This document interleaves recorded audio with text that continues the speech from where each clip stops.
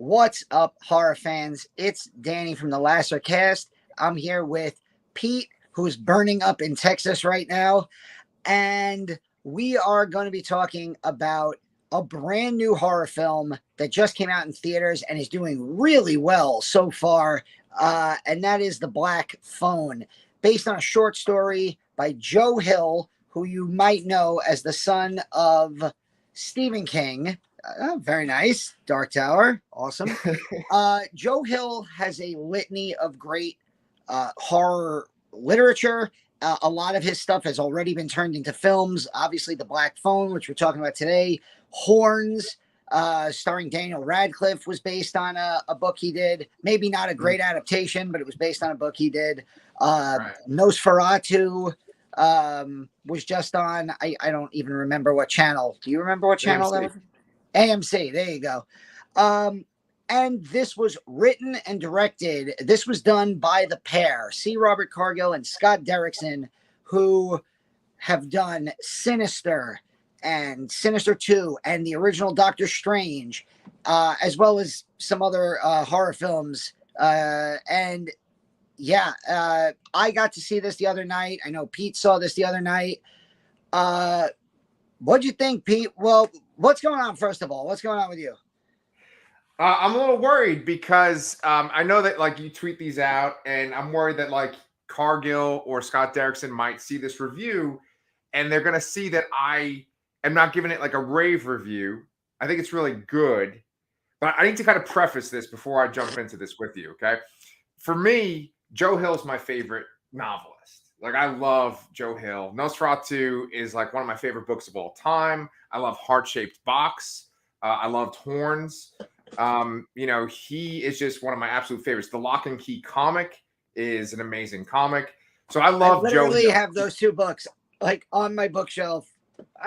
Where's my camera? Right. There you go. Exactly. I love Joe Hill. C. Robert Cargill is like a hero of mine.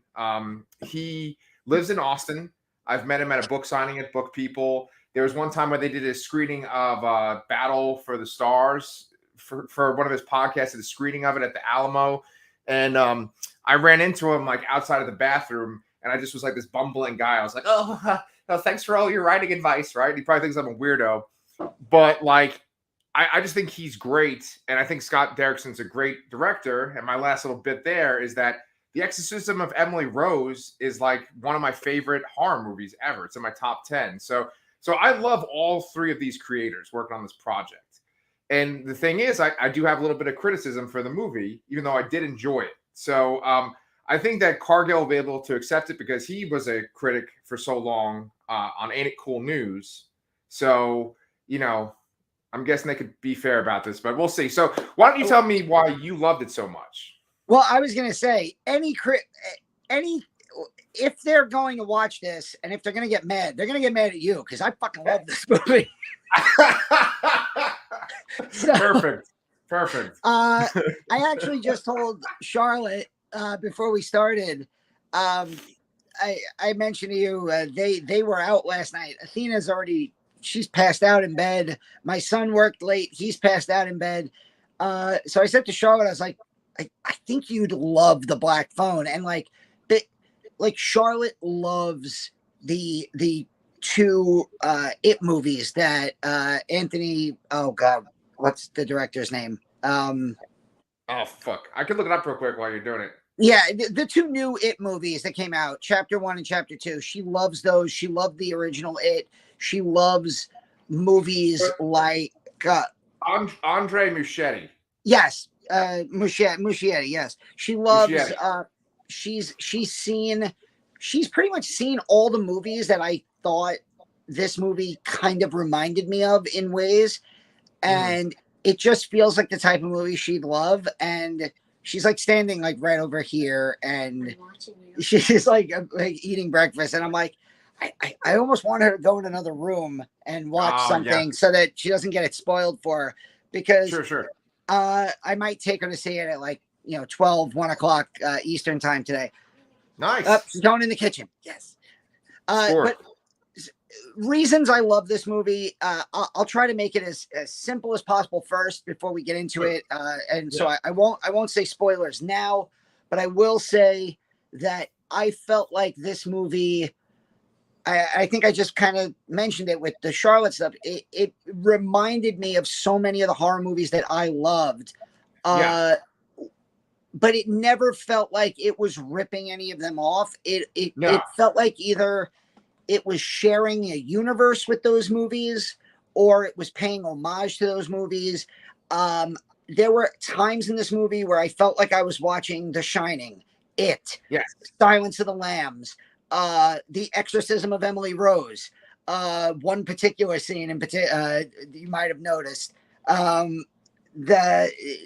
There were so many little things in it that I just loved. I loved the interaction between the siblings. I thought that was such a genuinely great relationship. It reminded me of a movie that we both loved, and I told this to Charlotte also. It reminded me of the brother and sister in Psycho Gorman. Only, especially when the young Gwen, played by Madeline McGraw, she's got kind of a dirty mouth, and she's cursing a lot. And she reminded me so much of the little girl from Psycho Gorman. And I was like, this kid is going to be a star one day. Yeah. And yeah, also, this movie had a Ouija 2 feeling for me, in the sense that it doesn't remind me at all of Ouija 2, but in the sense that Ouija Origin of Evil was a movie that I saw in a packed movie theater. It was a free screening. They had like critics there, but then they also just let in like the audience. So it was packed out, and people were screaming, and not like being an annoying horror movie audience, but being like the right kind of horror movie audience where they screamed at every jump scare, and like it elevated the movie so much, in my opinion. Yeah.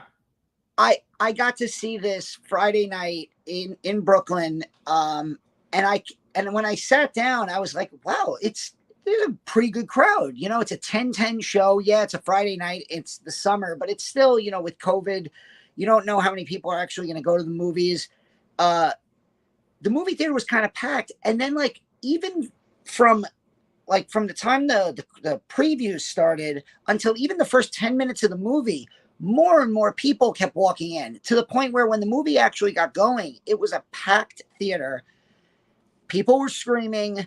The jump scares got the audience, and it just worked. And like the silly like horror fan in me, I was almost kind of watching the crowd as much as I was watching the movie, and like watching the girl next to me like get closer to her boyfriend because she was like this, and I was like, yeah, it's working. All right.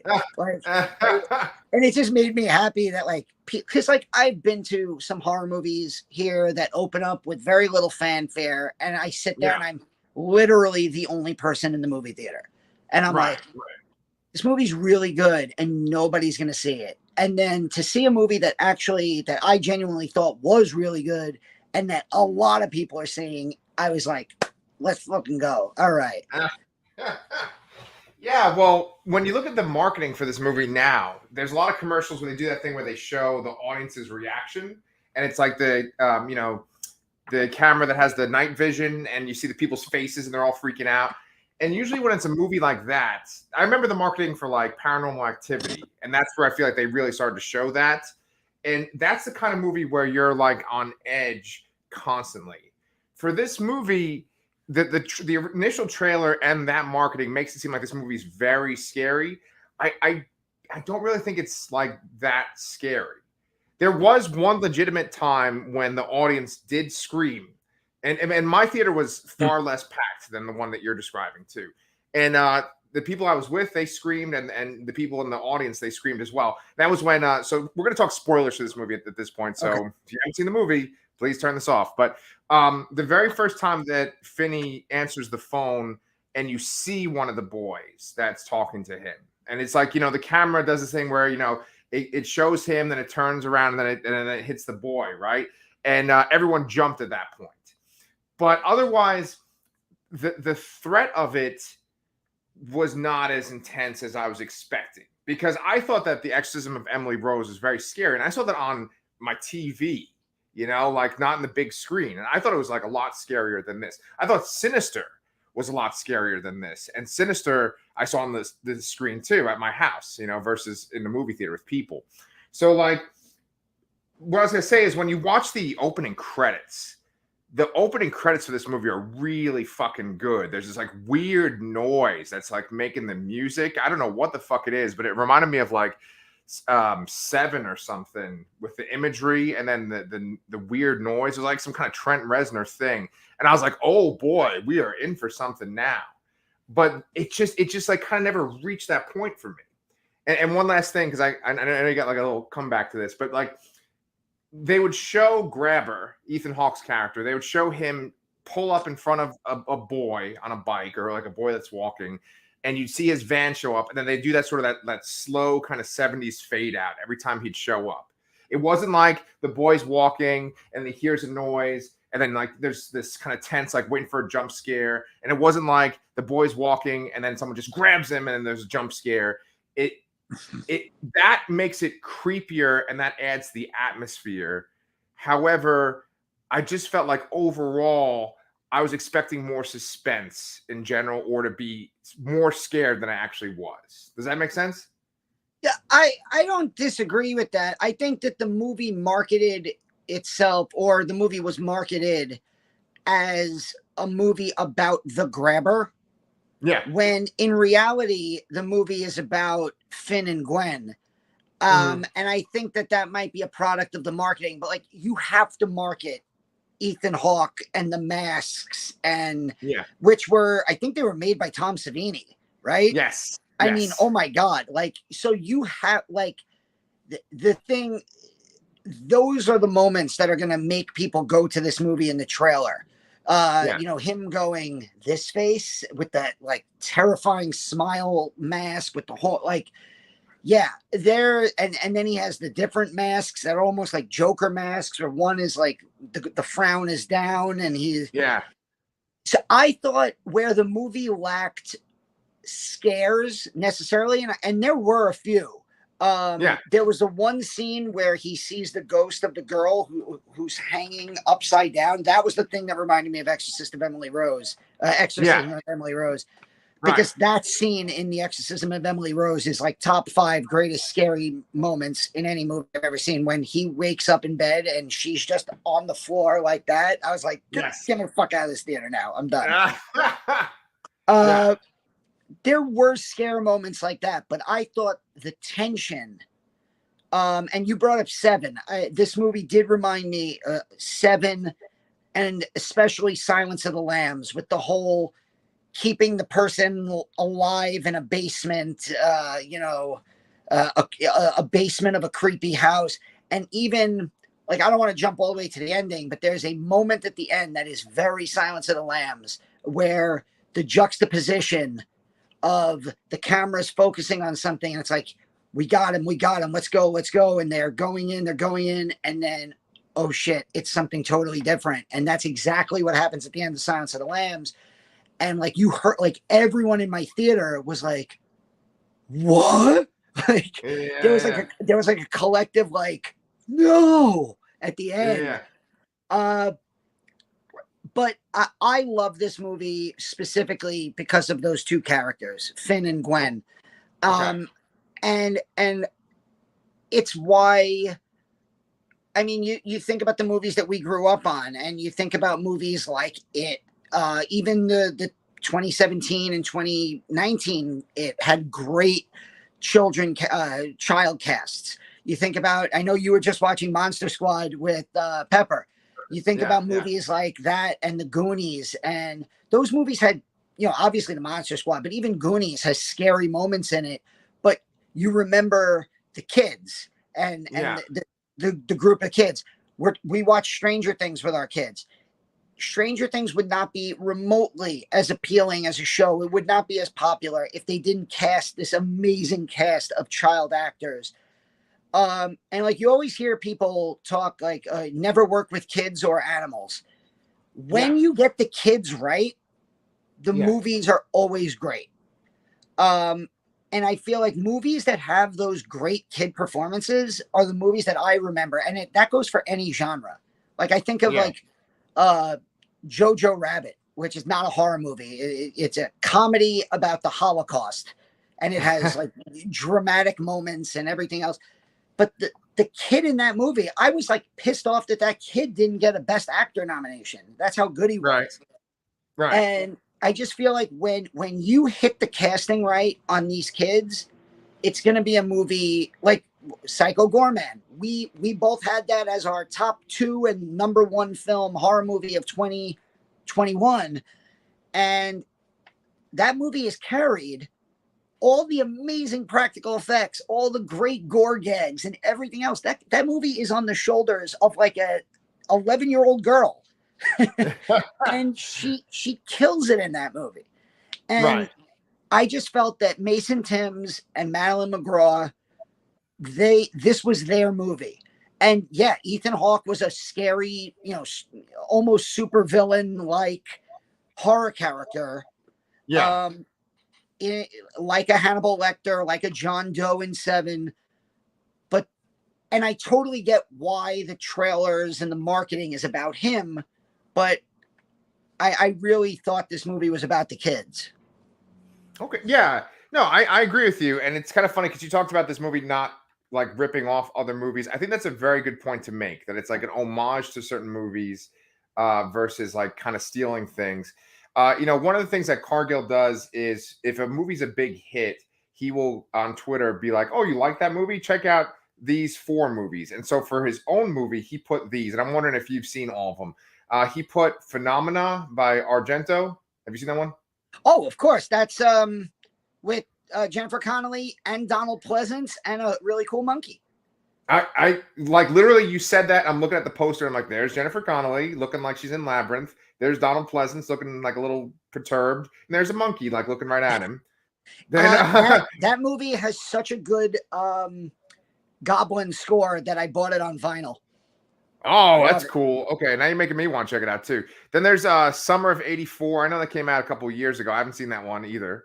So when we get to the ending, well, I don't want to. When we get to talk about the ending, I'm glad you mentioned that because there was a part of me. Did you see Summer of '84? Did not. Okay, I don't want to spoil that movie either, but there was a part of me that was dreading a possible ending because of Summer of '84. So I totally get that. That was another good movie involving kids and like a serial killer.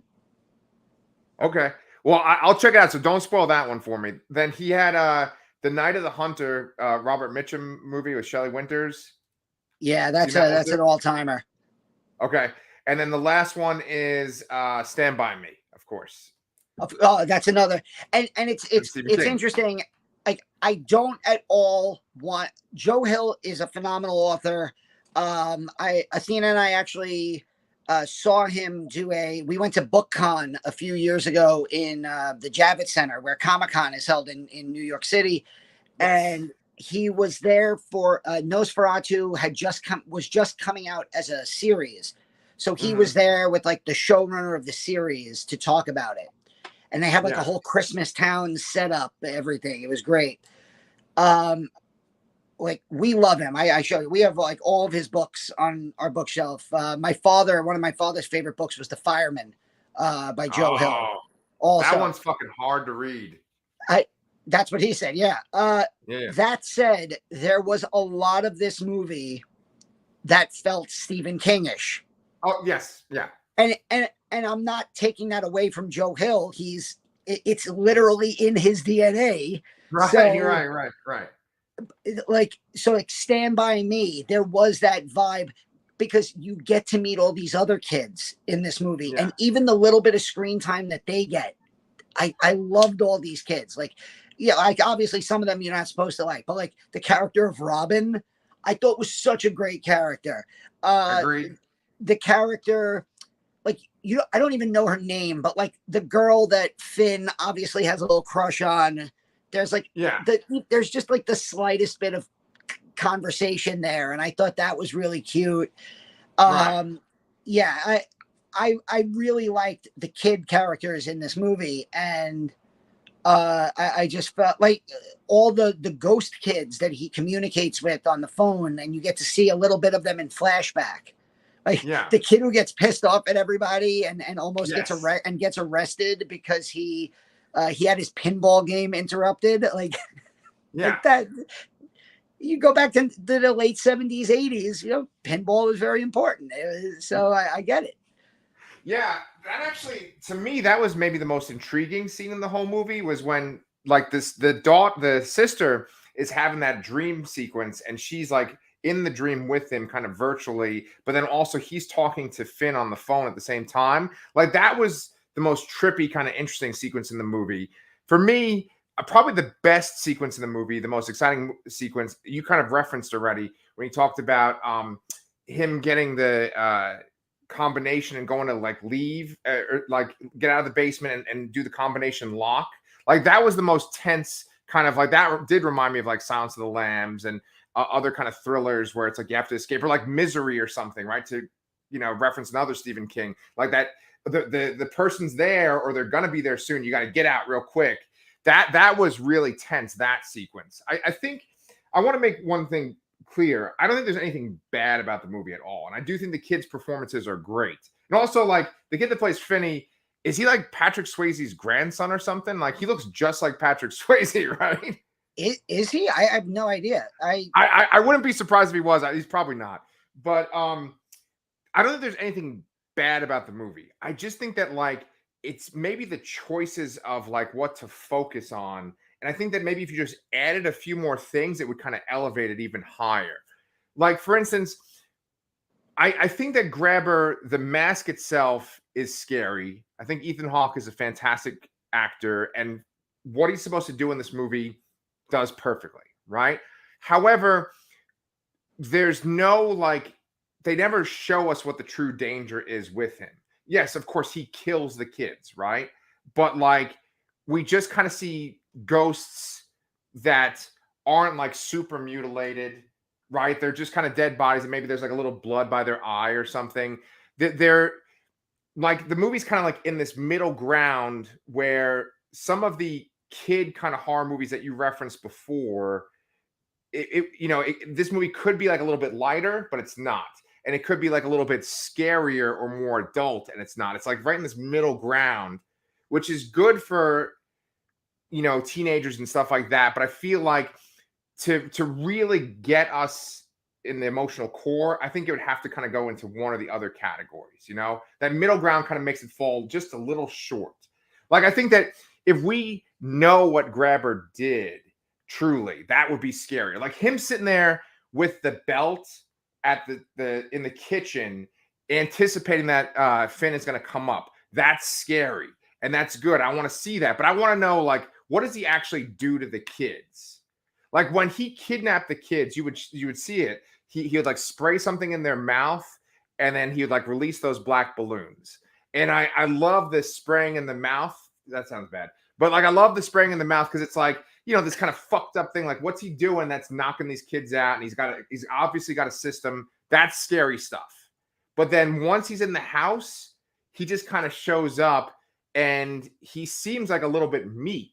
We never really truly see the danger, with one exception. There's the time when Finn does get that combination. He gets out of the house. Grabber catches up to him. He puts that knife to his throat. And that's where he's like a true threat. But I want more of that. I want to see more of like how scary Grabber could be. Yeah, I mean, hey, maybe 20 years from now, the director of The Hangover will make a Grabber movie and it'll win Oscars. Who knows? No, I do understand your point because, like, obviously with Silence of the Lambs, right? Because we've said there's some parallels. Buffalo Bill, we know exactly what his MO is. He's capturing these overweight women so that he can dry out their skin, so he can literally skin them and turn their skin into a clothing, a dress. Right. We know what John Doe in Seven, why exactly he's doing what he's doing to these people, because we have his manuscripts and they're reading from them, and the 7 deadly sins, and obviously. So Maybe I was just, I think I was okay with it because I kind of liked the simplicity of that. It just didn't feel like, for me anyway, I didn't feel like I needed more to this character. He's a completely effed up guy who kidnaps and murders children. He wants to play the naughty game with them.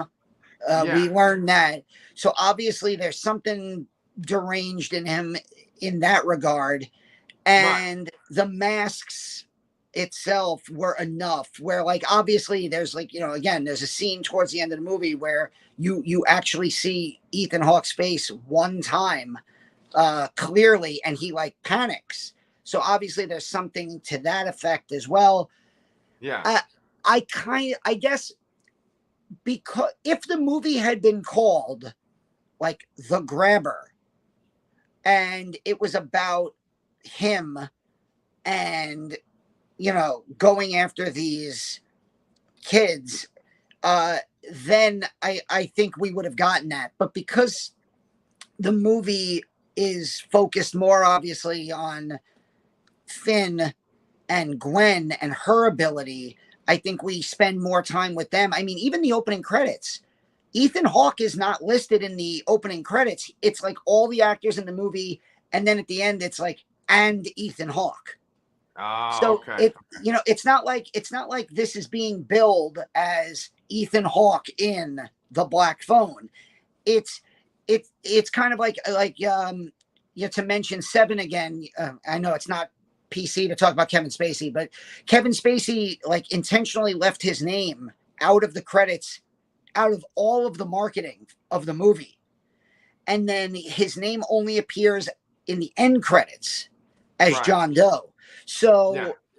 I think the movie, obviously, he's probably the most recognizable, if not one of the only recognizable faces in this film. And so the trailers and the marketing focused on him, but the movie itself, I think, doesn't really. And that's why I was kind of fine with there not being a lot of like kind of gaps. The one issue I might have was, and this is, and you'll understand this as a parent as well. What the hell were these parents in this town in Denver doing after the fifth kid gets kidnapped? Maybe pick your kids up from school. Yeah. Maybe don't just let them walk home. I know it's 1979 and it's a totally Right. different generation and there's latchkey Right. kids everywhere. But Right. maybe you should start picking your fucking kids up from school, okay, mom and dad? Yeah. Like Yeah. Henry Yeah. Thomas, put down the bottle and pick up your damn kids at school. Yes. Yes. Look, I'm going to agree with you on that. I actually did have that thought during the movie. I was like, this town seems pretty chill with the fact that there's like multiple kids getting kidnapped. I wanted to point out that you said it was a girl that was hanging upside down. Are you sure that wasn't a boy too? No, I don't. It reminded me of Emily Rose, so I might have said girl. It was one of the kids was seen hanging like upside down, like with the arms and legs like splayed out and back. Yeah. So like I want to point out one thing too. Like you haven't read the story that's in the Joe Hill book, right? Yeah, No. nor have I, right? So like I'm sure there's details that you just don't get because it's a movie versus a book. Like you mentioned before, the theater going experience. This was actually the most people I've gone to see a movie with since COVID because I went with my wife and I went with my friend Jay, and then I went with my brother-in-law and his wife too, right? So that's the most people I've ever gone to a movie with since COVID began. And everyone had their own 2 cents to throw in. And they're usually more harsh critics than I am. But they were thinking, like, what's the grabber's MO? And they were like, is he going after these sort of tough boys? Is he going after kind of juvenile delinquent boys? Because he did get that one kid that was playing the pinball game. That kid kind of reminded me of Billy from Stranger Things, right? Oh, okay. I thought you were going to say he reminded you of Eddie Munson, but I could be that too, though. Honestly. Yeah. So it seemed like he almost had an MO for like long-haired boys that were tough, and that maybe Finn, he thought that he was tough, and Finn's not like that. Robin makes a comment at the end of the movie in this really great sequence where he says that like you're tough, you've like never thrown a punch, but you can always take a punch, right? And I think that probably was like the core of what the story is about. So we're kind of trying to piece that together, like, oh well, so is he going after these sort of bad boys, and that's why he wants to play the naughty boy thing with the belt. However, when it comes to Finn, I was like, well, is his arc basically that he is kind of scared and he gets beaten up and he's never aggressive, and that by the end of the movie he's finally aggressive, right? And also, is it to show that like he's a very creative boy? He's into obviously like rockets and NASA, and so he kind of is like MacGyver during the movie, like doing all these different things, right? I absolutely love when he finally kills Grabber and he puts the phone to his head, and the one boy says his arm is mint, and he breaks his neck. Fantastic, fantastic, well done. But I feel like Finn never truly like. I never felt like he was like scared or desperate, but you know, I felt like they wanted to play up that he was this kind of weak boy, or he thought he was weak, and I just never really felt like worried for him. I knew that I should be worried for him because he's in a kidnapper's basement.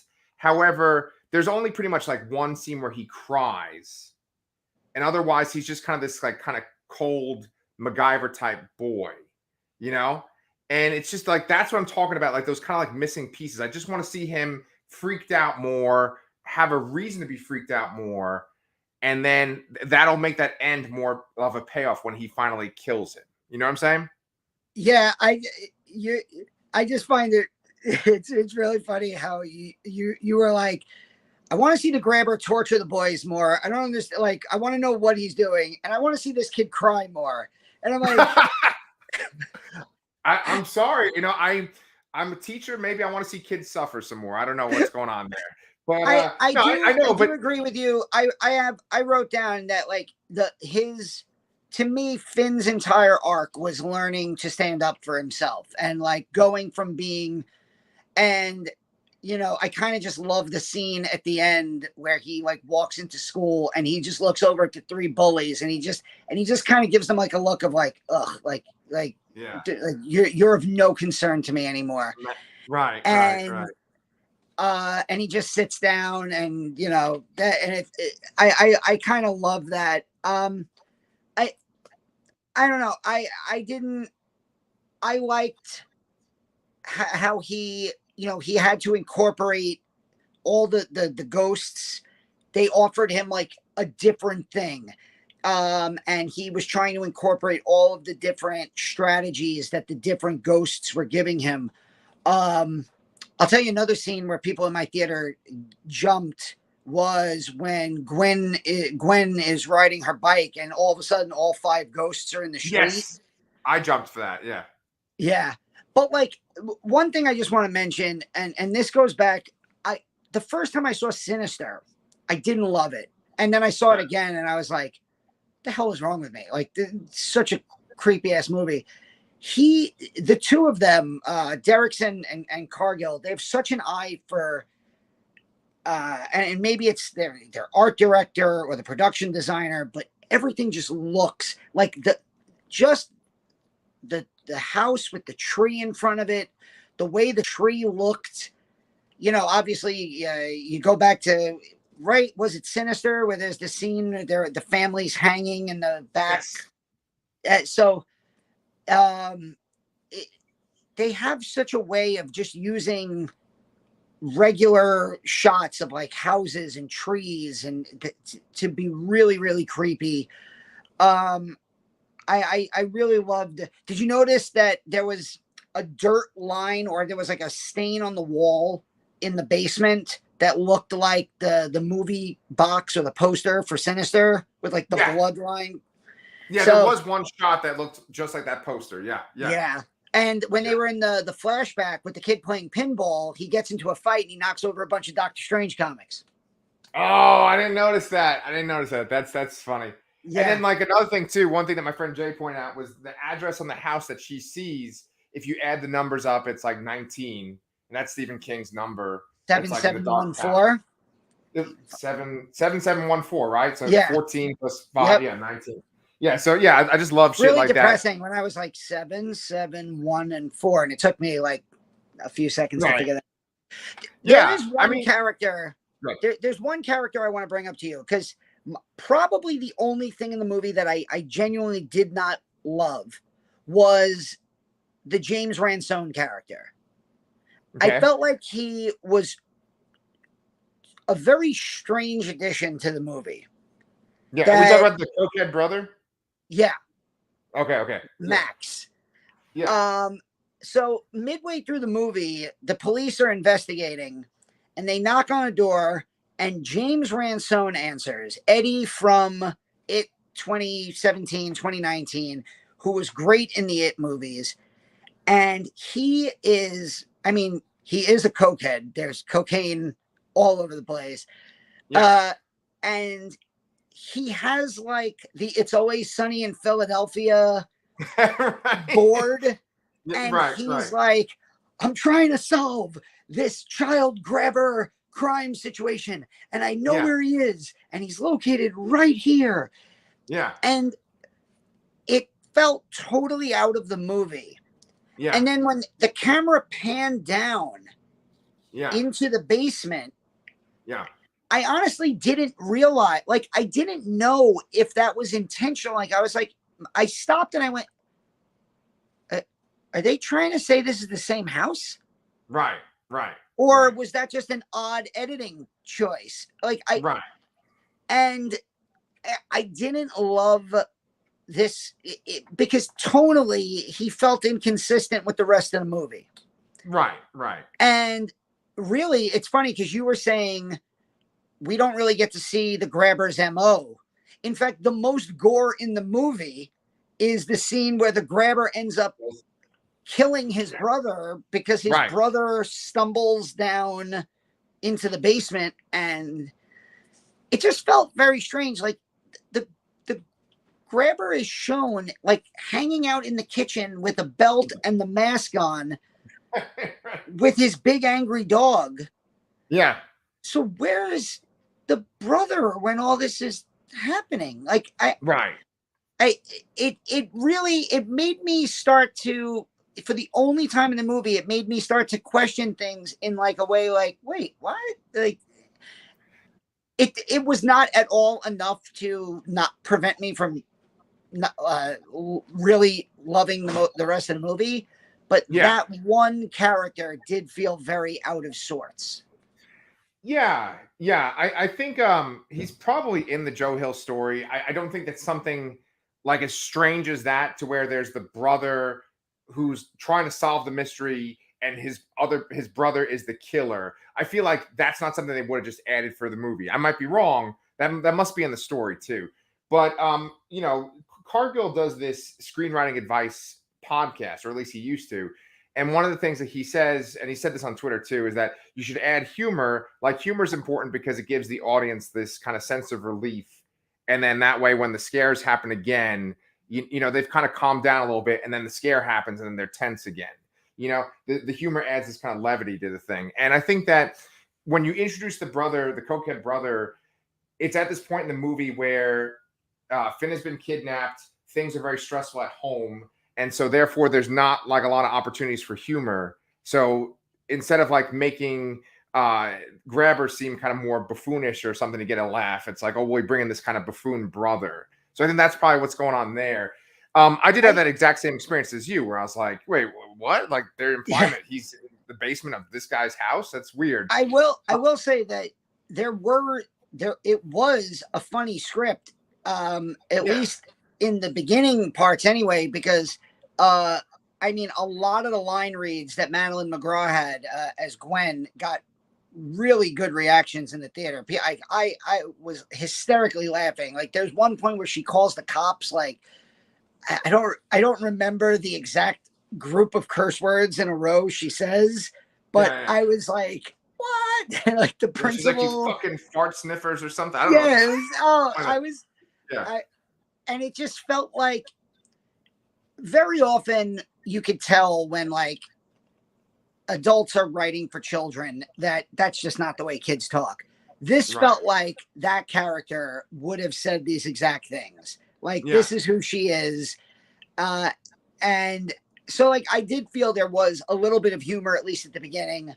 Yeah, I don't know. It just felt like a weird addition to the to the story.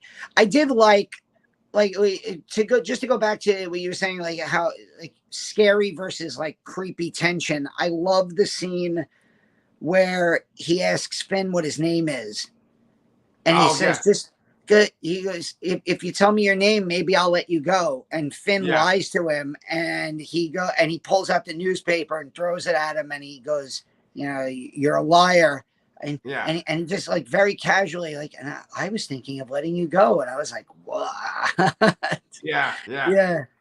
That was good. That was good too. Yeah. I mean, look, I actually did enjoy the movie. I just feel like I was like, oh man, I've had so much anticipation. It premiered here in Austin for Fantastic Fest in 2021, you know, and I just have it's been on my radar for like a really long time. I was like, oh man, it's good, but it's like I want it to be like a little bit more. And like I said, there's sort of like things that are missing that I think would make it bigger. Then there was one thing I wanted to ask you about too.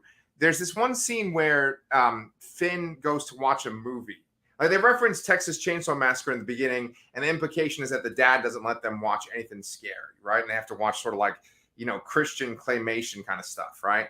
Then he's watching this black and white looking movie. Like everything looks black and white, but then there's this red tub, right, filled with blood. And then there's this hand that comes out of it. Do you know that movie? I didn't recognize it. It Yeah. felt like I was watching like an old William Castle movie mixed with Yeah. like Diabolique. Yeah. So, and then I was trying to be like, oh, okay, so why is this scene in the movie? And I guess it's basically to kind of show he's being like rebellious against his father, because his father, obviously, the mother had some kind of psychic ability, and the father has like truly tried to clamp down on their lives so that they don't end up like their mother. And that's a very Stephen King thing too, especially your wife would probably know, but like Lisey's story, the dad in that is like very similar to the dad in this too. And so I just was wondering, like, why are they showing this scene? And the only thing I took from it was that like Finn was being rebellious against his dad, and he was watching a horror movie. Did you interpret it a different way, or? I think that was part of it. I think also it was, you know, the idea that he had a kinship with Robin, and Robin and him talked about horror movies, and Robin is seen as like the toughest kid in school. So Yeah. maybe he feels that if he watches horror movies, he'll toughen himself up, and that'll help him lead towards that like rebellious, but also just being able to stand up for himself later on. Okay. I like that. So do you want to get into the ending now, or? Yeah. Well, so I genuinely thought when she gets the cops to go to the house and they bust into the house and there's nothing there, that is juxtaposed perfectly with Finn luring the grabber down into the basement and, you know, springing his MacGyver traps. Right. And you see him effectively like strangle and basically break the guy's neck. Yes. And even though you saw that, there was part of me that was waiting for one last. Right. And I was so tense during that because when they don't find anything in the house, and I'm like, oh shit, it was the wrong house. Then they find the bodies in the basement. I'm like, oh, that's what the ghosts were sending her there. And I'm like, so shit, he's going to escape, but then the grabber's going to be alive, and the grabber is going to catch him and kill him. And I was like, oh my God, they're really going to end this movie dark as shit. Right. And then it's just, right. And then like I had like a full moment of like cathartic relief where I was like, oh, okay. I was like, okay, good. All right, good. Uh, Yeah. Well, honestly, I had the exact same thought process. I was like, okay, so is it going to be implied that maybe he didn't get out? Like, I felt like, I keep kind of saying that maybe the movie needs like more teeth, right? Like it needs to be like a little bit more harsh. And so I was thinking that that ending was going to be this kind of harsh ending. But I think that ultimately all the people involved do want to have like a hopeful ending, do want to have this I mean, obviously Sinister doesn't have this hopeful ending, right? But it just kind of goes more in line with he was able to stand up for himself and he was able to get himself out of there, even though his dad would beat him and his sister and try to repress him. He was able to kind of stand up. He had to face these bullies. He faced like the ultimate bully and got out. But I did have that same kind of fear. And one thing I'd be remiss to not mention too is I actually thought that the most disturbing, upsetting part of the movie didn't involve Grabber at all. It actually involved the sister being beaten with a belt. yeah, And that goes for everybody in my group watching the movie too. They thought that that was actually the most upsetting part in the whole movie. So yeah, there's definitely. obviously like a whole theme of like bullying and people being kind of held down and not being able to do what they want to do, and then finally like kind of like standing up for yourself. And I think that there was the potential for that kind of dark ending, like you were talking about, and we both thought of it because of our horror watching experience. But then like they chose to do kind of like the optimistic ending. I'll tell you what I really want now is, and I don't know if this is, if I'm asking this of Joe Hill or Derrickson and Cargill, but I want a Doctor Sleep to this movie. I Yeah, yeah, want, I want a movie about 30-year-old Gwen, yeah, and I want to know what she is as an adult, because we yeah, do know from the dad that the mother, or at least we're led to believe that the mother committed suicide, yeah, and because of the psychic visions that she was having. yeah. So I want to know, like, I envision a Doctor Sleep esque story Right, where right. 30 to 40-year-old Gwen is, some like alcoholic, like overcoming her demons and trying to like help the cops solve mysteries using her psychic ability. And like she's partly trying to drown out her psychic ability. Like, because I mean, it's not too much of a stretch to say that she's shining in this movie. Yeah, And I totally saw her as like, I was like, this is a character that the King family loves to revisit in other work. Like right. Stephen King does this all the time, where like in a totally different book, a character from another book 2 decades ago will just pop up. Doctor Right. Sheriff Alan Pangborn is in like 5 books. Things. Yeah, yeah, yeah. Needful Things, The Dark Half, The Dead Zone, and like he's not like a major character, but he shows up over and over again. Right. Holly in the Mr. Mercedes trilogy, The like Outsider. Yeah. yeah, like she shows up in the Outsider. Um, like I would love to see a follow up, a Doctor Sleep style follow up to this. Yeah. And like I'm already kind of like casting in my head like who would be a good like Finn and Gwen as like 40 and 38-year-olds or 35 and 32-year-olds. Right, I just right. think that would be a lot of fun to watch. Yeah, well, you mentioned Doctor Sleep, and I mean the very first shot of this movie is like a baseball game, right? And I turned to my friend Jay, who I saw Doctor Sleep with, and I was like, "Oh fuck, it's Doctor Sleep again, man!" Like one of the worst things I've seen in my life. That baseball boy sequence, Jesus Christ! And you spent this whole review saying you'd want to see more kid violence. Oh my god, what the fuck is the matter with me? Well, I actually have to get going. Otherwise, I think my wife's going to do a baseball boy to me pretty soon. But um, as always, we have a little debate. You make me actually kind of see your side more because you're just so damn persuasive. But I did not think this movie was bad. I actually enjoyed this movie quite a bit. I just enjoy the filmmakers and the author so much that like I was kind of expecting like a little bit more. And maybe I'm just kind of spoiled. I don't know, but I recommend it if you guys haven't seen it and you just watch this with our spoilers. Go see it because it's a good fun time. You want to kind of talk about what we got coming up on the channel, or? Well, you're like the interview machine right now. I've been doing a lot of overtime work, and so Pete's been like really pushing forward with a ton of great interviews. We have one, you have one up with Laurel Hightower now, author of Crossroads and Below. Mm-hmm.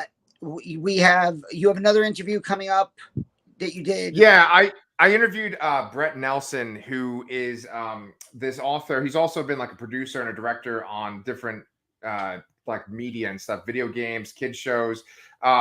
He did a book adaptation of Manborg, which is a Stephen Kostansky, Astron 6 movie from 2011. They made a book for it for Encyclopocalypse, which is this imprint that I read a lot of books of nowadays.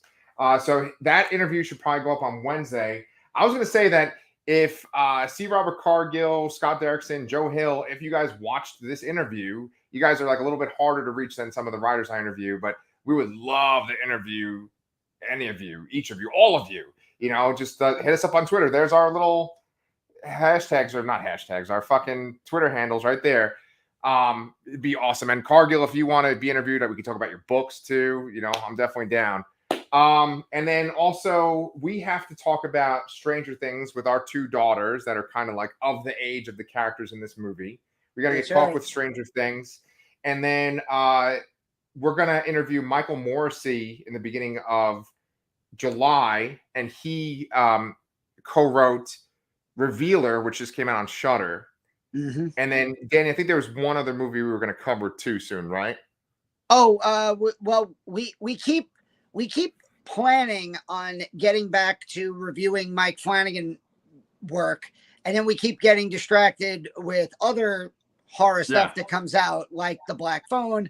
Oh, we have another podcast review like this of Mad God from Phil Tippett, which is also streaming on Shudder. And Revealer just came out on Shudder. We're going to be watching and talking about that, and hopefully talking to one of the writers, Michael Morrissey. And I think Before I Wake was the next Flanagan movie that we wanted to talk about. Yeah, that's where it's at, man. Our channel is called The Lasser Cast. He created the Lasser glass in Oculus. Obviously, like, kind of Stephen King, Joe Hill, Mike Flanagan, they're kind of like all in this sort of, realm. And that's kind of our sweet spot right there that we love so much. So if you guys have not subscribed to the channel, please do. Danny is like a machine. He puts out reviews constantly of stuff. And we have some more author interviews coming up. So it's a good time to be watching The Lasser Cast. We will see you guys real soon.